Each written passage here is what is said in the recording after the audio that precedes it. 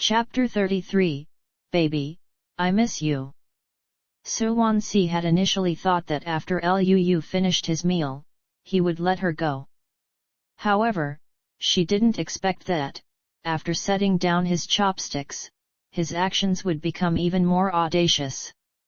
Lu steadied her waist, and in Su Wanci's expectant gaze, he suddenly applied some force to his wrist. This made her legs part, and she ended up straddling his lap. Lu. This action was too ambiguous. Too intimate. Only love-struck young couples behaved so affectionately.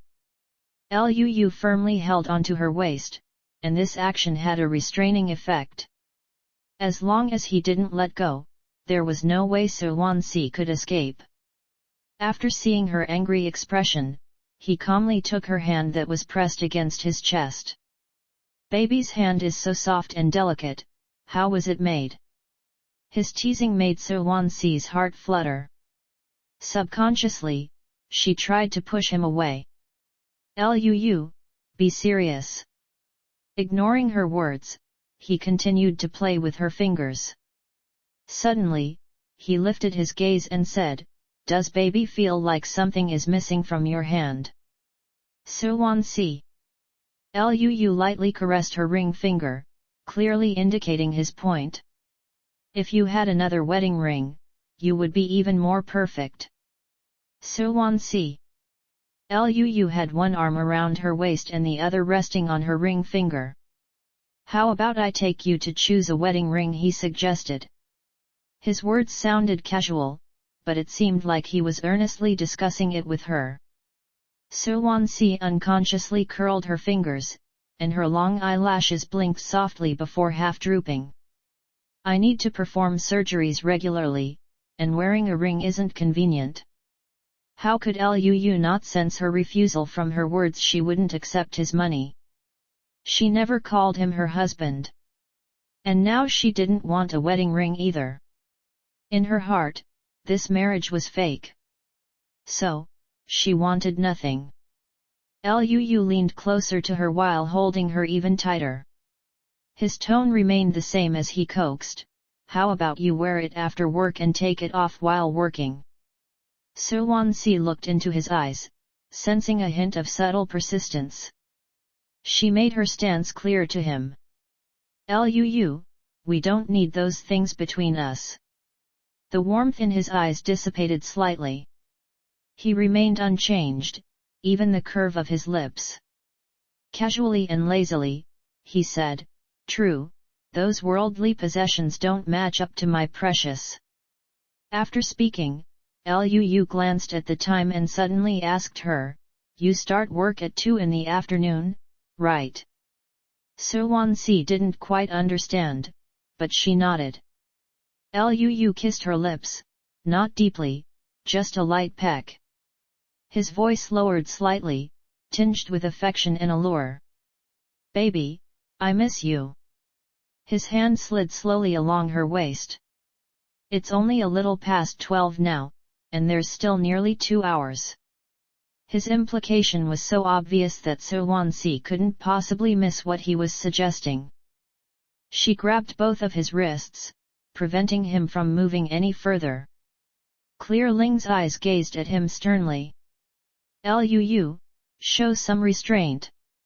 This isn't the hooting manner."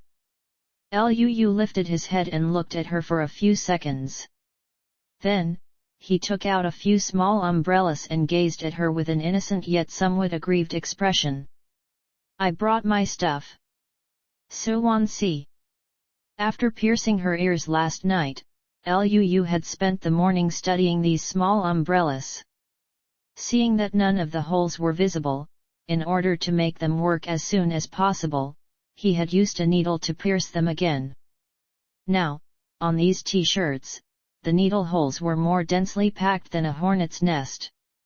Su Wanci was never able to let go of such matters, let alone doing them at work. Seeing her firmly reject the idea without any intention to compromise, Lu threw the t-shirts aside and took advantage of the situation to extract a promise from her. "So I'll endure it this afternoon." Baby, come back early in the evening and let me feast on you. Having spent these days with Lu, Su Wanci had successfully thickened her skin. She could keep a poker face even in the face of his teasing words. Got it. Now let me go. Her voice sounded somewhat perfunctory. Lu raised an eyebrow, not minding at all. He had already achieved his goal.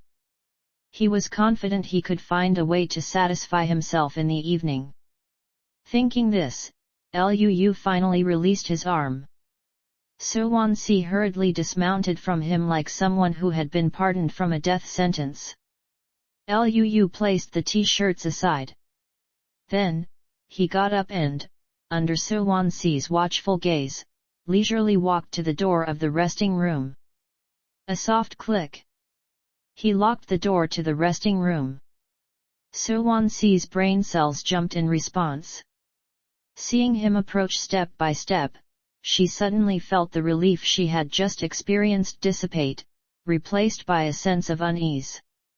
What are you doing now? The man didn't speak, instead he directly lifted her into his arms and placed her on the bed. Just as Su Wanci was about to sit up, Lu lay down next to her. With arms as strong as iron clamps, he firmly imprisoned her in his embrace. His smiling eyes fell upon her cautious face. Lu chuckled softly. Last night, we stayed up too late. Since we have some time now, how about catching up on some sleep? Su Wanci found it hard to believe in his self-control. Her delicate eyebrows slightly furrowed as she spoke seriously to him. This is a public place. Don't you dare get too intimate later. Lu suppressed his laughter and closed his eyes first. He pressed her head against his chest. Baby, though I'm eager for your body, I'm a man of my word. Even though I'm tempted, I won't act rashly. Having said that, he paused for half a second. Then, he leisurely added, there are still 5 or 6 hours until evening. Your husband can wait. Su Wanci simply used her fingers to cover her ears, trying to ignore his existence as much as possible. She closed her eyes and fell asleep.